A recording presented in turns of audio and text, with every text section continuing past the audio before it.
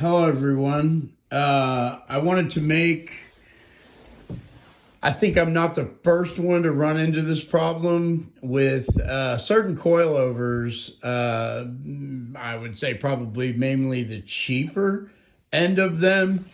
This dampening screw, if yours does come with a dampener adjustment, does not stop on the harder side of the adjustment, you know, to make them stiffer, to make the dampener and the retraction action of the dampening function, the dampener inside the spring, the shock itself, to make that your car ride spongier.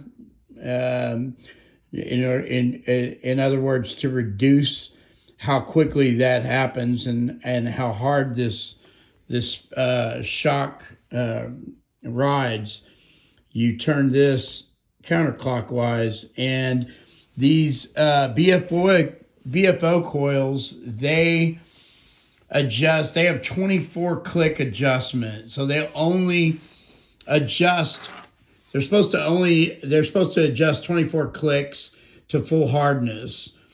And what I found was when they come, they're adjusted to about 12, 8 to 12 or something. And what they tell you is to turn it all the way to the softest adjustment, which is counterclockwise, right? All the way to counterclockwise, and it stops.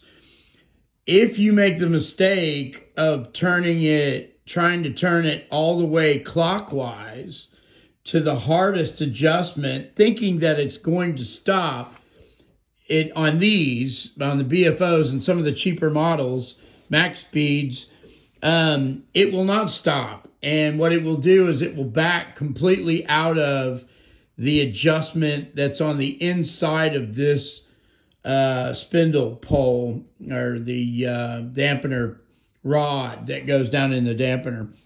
And then when you try to counterclockwise adjust it back to the softest adjustment, it won't stop anymore. And so in order to fix this, I had to make a tool. I ascertained from looking at, you can actually replace these with different kinds of adjustment knobs that they sell online.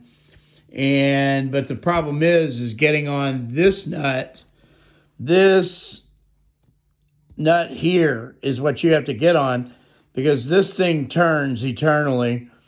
This nut is the nut that houses this knob, and it's the one you need to be able to get onto to take this whole rig out of this rod. So what I ended up doing was I took a cheap little pair of mini vice grips and put them on the bench grinder and ground them narrow enough, reduced the footprint to the point where I could get it on this nut. And when you do that, you can take this whole rig out, and I'll show you very quickly how this will come out.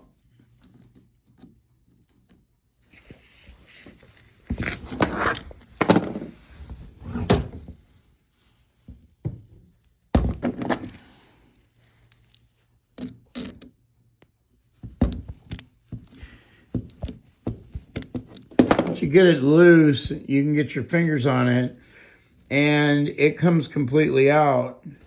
And when you,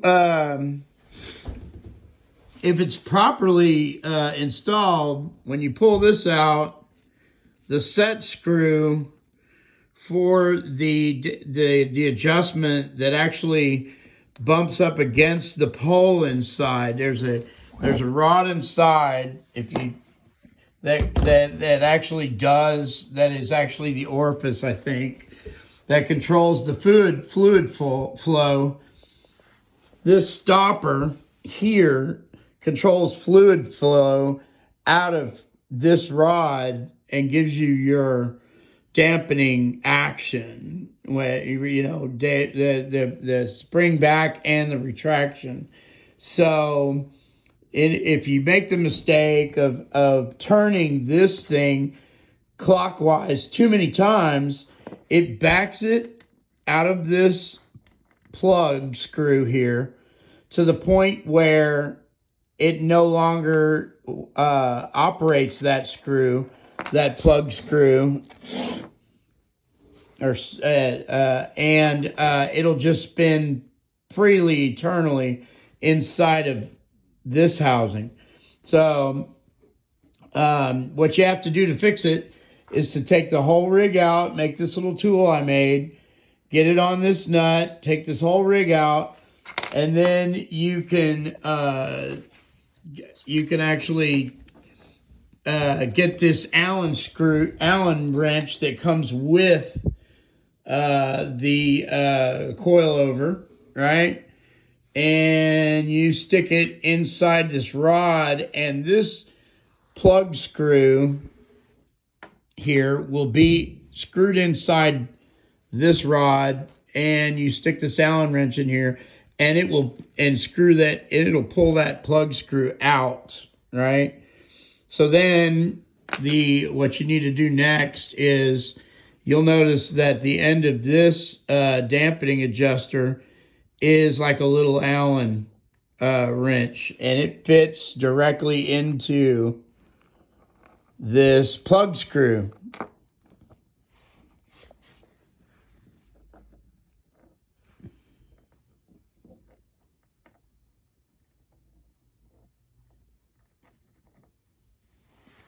Like that, okay?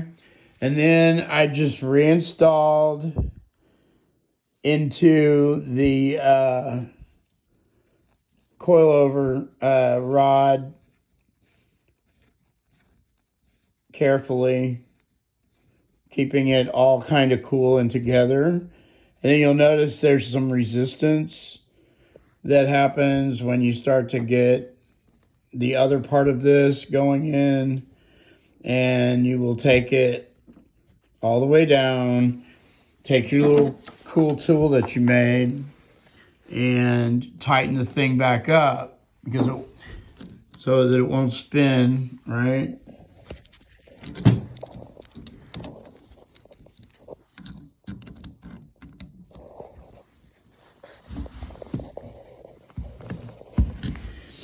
And then what you'll find is that now you can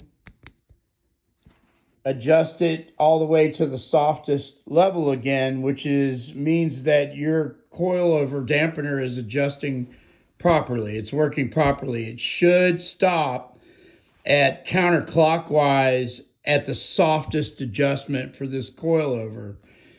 Then you can take it, what they suggest, a lot of guys do like 20 clicks clockwise. 1,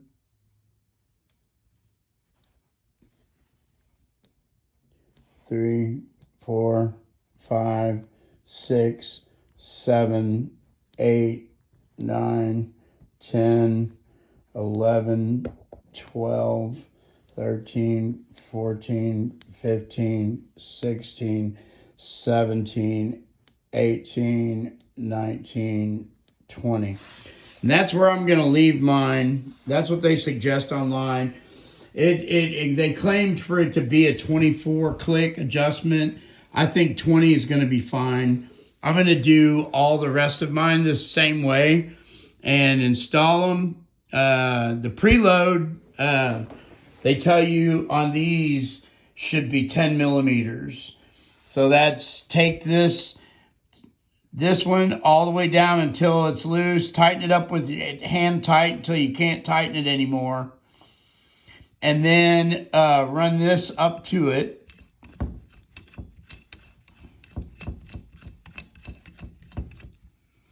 And then tighten this up more with your wrench